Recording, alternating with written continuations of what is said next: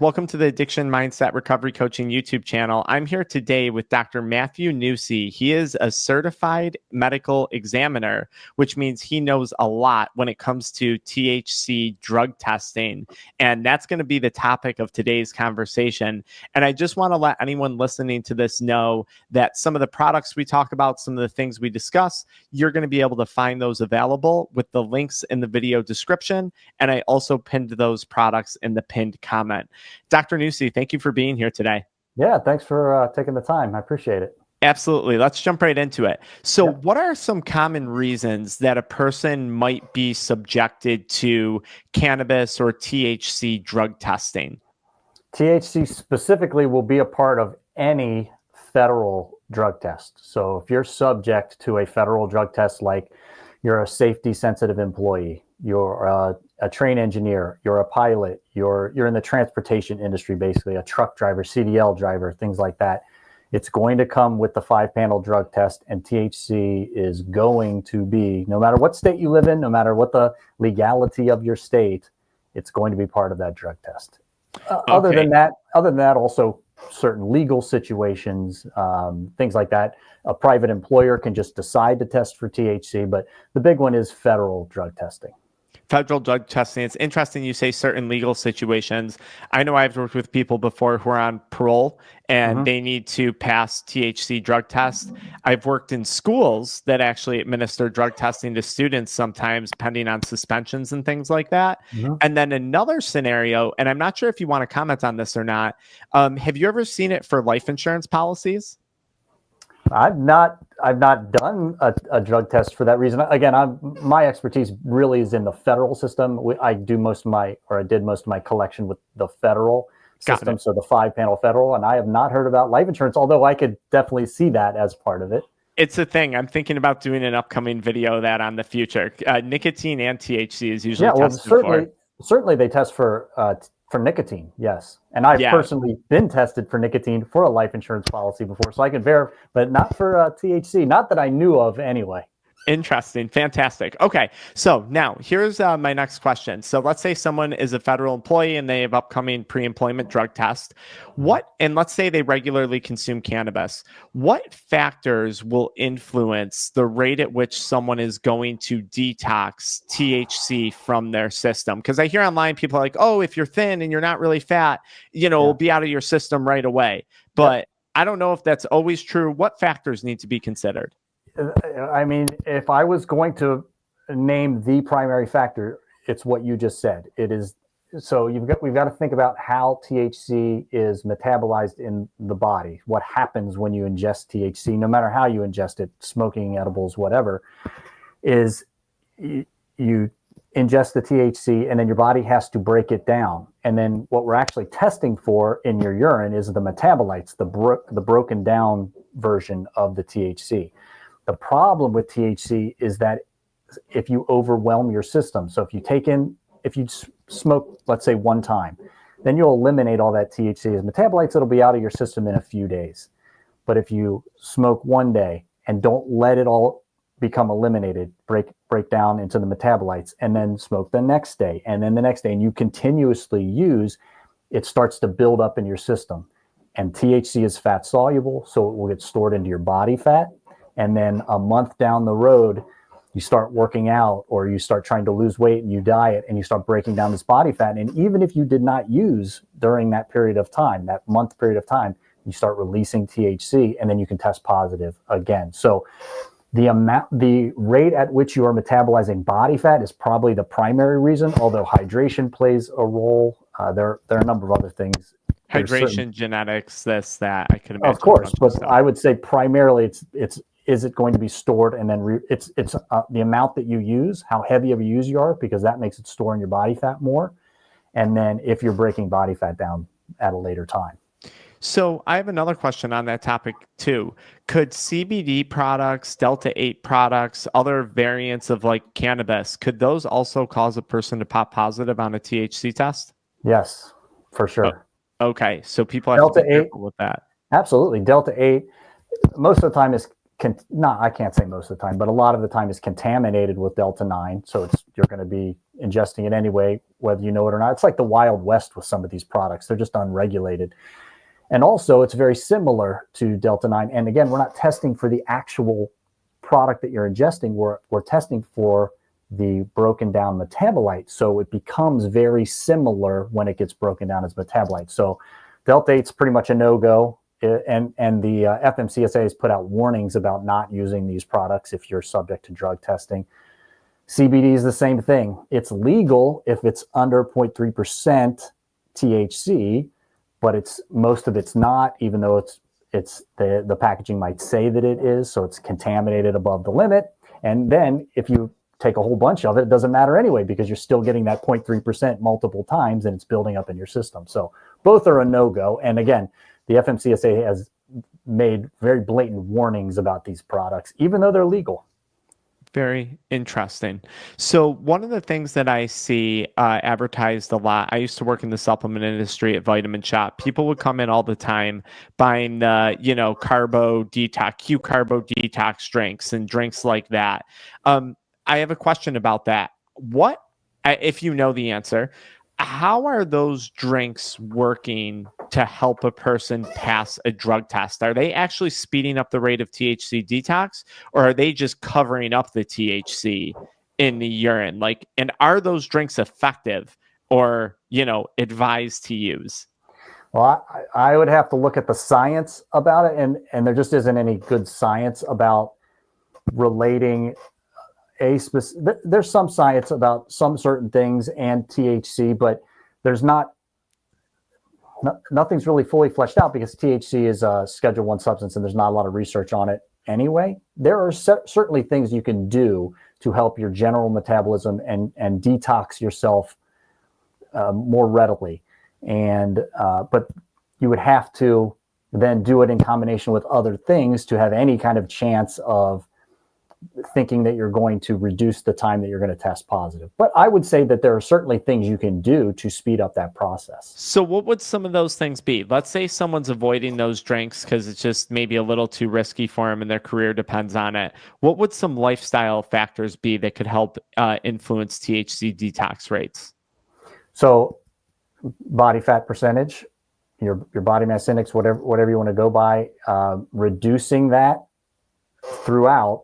But then when you have a drug test coming up, not then reducing your body fat immediately before, because it's going to take several days, maybe a week for THC to be metabolized and then get out of your system. But you don't want to then continuously be releasing THC into your system by breaking down body fat. So I would recommend things like stopping exercising before, a week before, if you do exercise regularly, and stop cutting calories if you're trying to lose weight, things like that, keeping yourself very well hydrated, getting a lot of sleep. There are, certainly detox things that just help your liver, like milk thistle, things like this, that'll help speed up the detox process. I'd be an advocate for those too. But it's not about beating the drug test in a short window. There's not a lot you can do to, I used on Friday. What do? I've got a drug test coming up on Monday. You're kind of screwed at that point. This is about things that you can do to help bring parity between the drugs. So the other drugs they test for, like amphetamines and cocaine and things like that, those are a few days or a week maybe at most they can test for. THC is the outlier that you can test for months, potentially, depending on how heavy that you use. It's about bringing parity between those drugs. So in theory, could I be using a drug test at home like Exploro, test negative, start working out really vigorously, shedding body fat, doing calorie restrictions, and then a week later start trending towards testing positive again? You absolutely could do that. Yes, Wild. You absolutely could do that. I don't think a lot of people know that, which I'm going to go into another question about that. And we'll talk about the at-home drug test in a moment. But for anyone who's familiar with at-home drug testing, sometimes on these test kits, you'll get a faint line. When you see a faint line, what is that indicative of? And is a faint line a positive drug test, or is that still considered negative? It's still considered negative. It means usually one or two things. One is that all of the metabolite is not out of your system. So maybe there's a little bit still, but you're not over the cutoff line. So the cutoff typically is going to be, for THC, 50 nanograms per milliliter. You're not over that. Maybe you're at 30 or 35 or something like that. Or you're very, you've overhydrated. So you've overhydrated a little bit. That can bring that faint line out a little bit too. Interesting. Yeah, I think a lot of people freak out when they see the faint line, and maybe that's unnecessary for some people. Okay. Now, what are some best practices? Let's say someone goes on and picks up a product like Exploro from Amazon. We put a link to it in the video description, and we'll talk about their specific products in a moment. What are some best practices when you're testing for THC at home? Is there a specific time of the day that you should do that? Am I supposed to piss right on the test strip, or is there another way? Right. Give me some of your best practices for that. So I'll use Exploro as the example because I've done multiple videos. I basically do their instructionals on how to use their tests, and their instructions are so detailed, step by step, because if you mess that process up, you don't know what result you're getting. It could be all over the board. But the best thing to do is to urinate right in the morning. So you wake up, you go to the bathroom right away. You're going to use a cup to go in, and then you're going to take the dipstick and dip it in, and then lay it out for a few minutes, and the lines just appear after that. So it's only a couple of steps, but if you mess any one of those steps up, it can throw off the result, and you won't know exactly where you stand. I think that's one of my favorite things that I've learned since collaborating with Exploro is the education that they provide. And you're a big part of that because I've seen your videos connected to their content. Because I would venture to guess a lot of people make mistakes exactly like you said. They don't know how to properly do the test. They don't know how to properly interpret it. And then they're going into a employment drug test thinking they were doing everything correct and they're testing negative, when at home they were just doing a flawed test because they didn't have proper instruction. And, I'll tell you guys too, we'll put another link in there to a masterclass on drug testing where Dr. Nussi goes in depth about different factors that can influence the outcomes of drug testing and how long before your upcoming drug test maybe you should start hydrating properly and proper hydration levels, and how long before you should start drug testing. So we'll put all that links in the video description. Outside of, which I think is the biggest thing, the education that Exploro provides, and I think they're at a great cost. Do you see any other major advantages to Exploro over other companies when it comes to drug testing at home? Well, the fact that I always advocate for multiple home drug tests. So you don't just ever do it once, because the levels can fluctuate on a day-to-day basis. And going back to the point you made about people doing a flawed test and then not knowing what's going to happen, I get comments all the time on videos and emails and things like that saying the test is broken and it didn't work and this is garbage and things like that, because not because there's anything wrong with the test, but because they didn't use the test correctly or didn't do multiple tests. So what you want to do is test every single day. And the fact that usually, at least in Exploro's most popular products, you get multiple tests all in one pack. That's very interesting. One of their products too that I've been looking at is their highly sensitive 3-level THC test, which tests at 20 ng per ml, 50 ng, and 100 ng per ml. I actually had an email from someone saying, I don't think it was a federal employment thing, but their employer was drug testing at 20 ng per ml. And the person was doing an at-home drug test at 100 ng per ml. So they thought they were in the clear. And then I get an email saying, hey, what the heck? Why? I thought I was going to pass. I was testing at home. I don't know. They bought some random product off of Amazon. And I was like, you knew your employer was testing at 20 ng per ml. You didn't understand, though, that the test strip you were using was 100 ng per ml. So I've seen that be a thing, too. And I haven't seen a ton of other companies do this. From my end on my channel, I don't do a lot with drug testing per se. I see it a lot, but I don't do it a lot. But I have a lot of people who are quitting cannabis for various reasons. Maybe it's health reasons, financial reasons, whatever it may be. And we've had a lot of fun on our channel using the 3-level THC test kit just to kind of track detox. Like someone would track weight loss and it kind of holds them accountable. That's kind of something that we've been doing with our clients on our channel. And people seem to appreciate that extra accountability. So, okay, now I have another question for you. If someone's looking to pass a drug test, what are like 3 of the best things that they could do? I guess maybe one of them I'll name. probably quit using cannabis leading up to the drug test. All right, now I have to name 3 other ones, right? So I'll give me 2 more. What are 2 more good practices maybe, or 1 more good practice that a person could do that you would say?